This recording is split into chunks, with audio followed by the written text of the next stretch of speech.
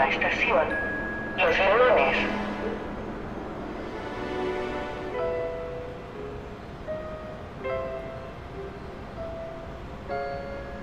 Per la teva seguretat, porta sempre mascareta al transport públic. Seguiu la normativa de seguretat i mantingueu sempre una distància de seguretat amb els altres.